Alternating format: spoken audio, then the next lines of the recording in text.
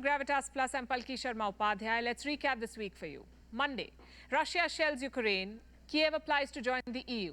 Tuesday, a Russian convoy amasses outside Kiev. Ukrainian President Zelensky calls on the West to impose a no-fly zone. Wednesday, Russia says Kherson has fallen to the Kremlin. An attack on Kharkiv destroys Slovenia's consulate building. Sweden accuses Russia of airspace violation.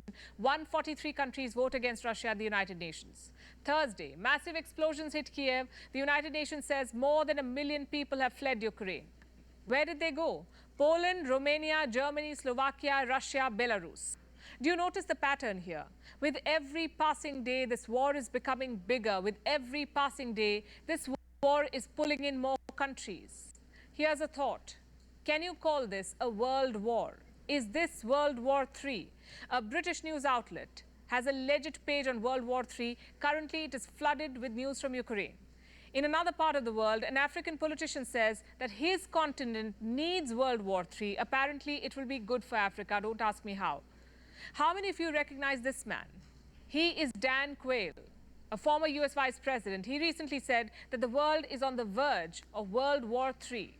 Geopolitics experts believe we are already in World War III. Here's what Russia has to say. World War III will involve nukes. That's Russian Foreign Minister Sergei Lavrov. The British Queen reportedly has a speech prepared for World War III. This is what it says. I have never forgotten the sorrow and the pride I felt as my sister and I huddled around the nursery wireless set, listening to my father's inspiring words on that fateful day in 1939. Not for a single moment did I imagine that this solemn and awful duty would one day fall to me, but whatever terrors lie in wait for us all, the qualities that have helped to keep our freedom intact twice during this sad century will once more be our strength. The speech was originally written in 1983. This was at the height of the Cold War. It was made public in 2013. The day Russia invaded Ukraine, World War III was trending on Twitter. Brings me back to my questions. Is this World War? And is this World War III? Let's place the current war against the definitions and checklists set by history. A world war is a war that involves the whole world, or at least the majority of it. World War I, for example, involved all of these countries. As we speak, only Ukraine and Russia are fighting. The rest of the countries are not on the front line. So history won't agree if we call the war in Ukraine a world war. But here's something else that history tells us. World wars often start small. Flashback 1914. On the 28th of June, Archduke Franz Ferdinand was assassinated in Bosnia. He was the heir to the Austro-Hungarian Empire. His assassin was a Serbian nationalist. A month after the assassination, Austria-Hungary declared war on Serbia. A domino effect followed. Let's pull that map once again. Initially, only these countries were at war. More joined next year. And the year after, the United States joined the war. By 1918, almost all countries were fighting. But it all began with just 2 countries and 1 assassination. So that was World War I. What about the Second World War? Flashback 1939. Germany invades Poland on the 1st of September. 2 days later, Britain and France declare war on Germany. Once again, it has a domino effect. Before you know it, the whole world is fighting. At least 50 million people are dead. Again, it all began with one country invading another. So outbreaks need not be massive for a war to pull in more countries. Even a war between 2 countries can escalate and become a world war. World wars have clear alliances. Prominent countries are divided. World War I had the Triple Entente and the Triple Alliance. The first side had France, Russia, and Britain. The alliance had Germany, Austria-Hungary, and Italy.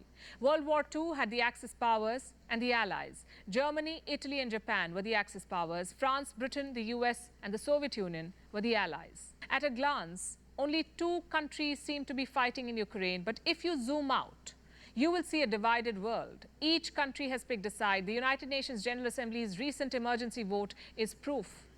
The Assembly was voting on a resolution. It called for the withdrawal of Russian troops from Ukraine. Voting for the resolution meant voting against Russia and in favor of Ukraine. 141 countries voted in favor of Ukraine. The list includes the United States, the United Kingdom, Canada and Australia. 4 countries voted in favor of Russia: Belarus, North Korea, Syria and Eritrea. 35 countries abstained. These countries decided to not take sides, to not get involved in a war that's neither of them making, nor theirs to fight. America, too, was in a similar position during the First World War. Initially, it kept out of Europe's war. This was until American interests started bleeding. Things changed rapidly in 1917. The war had entered its 4th year. Germany had launched a naval blockade of the UK. German U-boats or submarines were placed in key trade routes and tasked with sinking ships carrying essential supplies and raw materials. The idea was to starve Britain into surrendering. Between March 16th and 18th, German submarines sank 3 US merchant ships. There was heavy loss of life. US President Woodrow Wilson decided to declare war on Germany. Back to the war in Ukraine. Here's what's happened in the last 1 week alone. On the 2nd of March, an Indian student was killed in Ukraine. The same day, Slovenia's consulate building in Kharkiv was bombed. On the 3rd of March, Sweden accused Russia of airspace violation. The same day, Ukraine said it is welcoming foreign fighters. On the 4th of March, Russia put the entire continent in danger by attacking a nuclear power plant. Will countries be left with no option but to join this war if their interests or their own people continue bleeding? NATO is already prepared for an escalation. It has beefed up deployment in Eastern Europe. But France maintains it is not at war with Russia, at least not yet. This was the 3rd of March. The same day, French President Emmanuel Macron got on a phone call with Russian President Vladimir Putin. Putin told Macron that he wants entire Ukraine. Macron came out of the 90-minute phone call and declared that the worst is yet to come. What exactly will the worst look like? Will it be a large-scale European conflict or a wider armed conflict involving countries from around the world? Think about it. Our world is already fighting multiple wars. Experts believe China's conflict with Taiwan will turn into a military conflict sometime in the next decade. China is also fighting multiple countries in the South China Sea: the Philippines, Vietnam, Malaysia, Brunei. India and China are caught in a standoff. There is a conflict between Iran and Israel, Iran and the United States. The United States and North Korea are arch enemies. So are the United States and Cuba. There is also a war in Syria, a war in Yemen. Israel and Palestine are fresh out of a bloody battle. The United Arab Emirates was recently hit by missiles. It is hard to rule out that countries or non-state actors will seize on a distracted world and pursue their geopolitical dreams. It is hard to rule out that an escalation on the sidelines of Ukraine will drag in more countries. It is also hard to rule out that the war in Ukraine itself will intensify and swallow more nations. Lavrov was right when he said World War III will involve nukes. 9 countries are said to have nuclear weapons today: the US, Russia, France, China, the UK, Pakistan, India, Israel and North Korea. In total, there are 13,000 weapons, enough and more to wipe out our world. Russia has put its nuclear deterrent team on alert. The US has postponed the scheduled test of its ballistic missile. Why? Perhaps to avoid sending a wrong signal.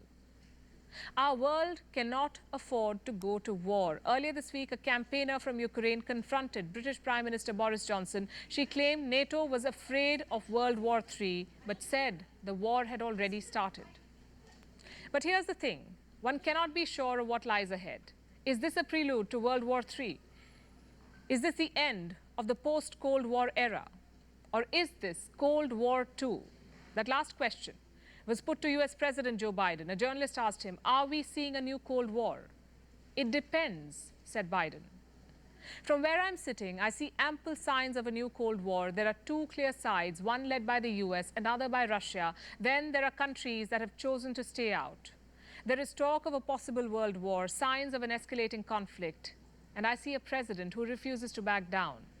Well, one thing's for sure, whichever side our world swings, we are entering an entirely new era of geopolitics.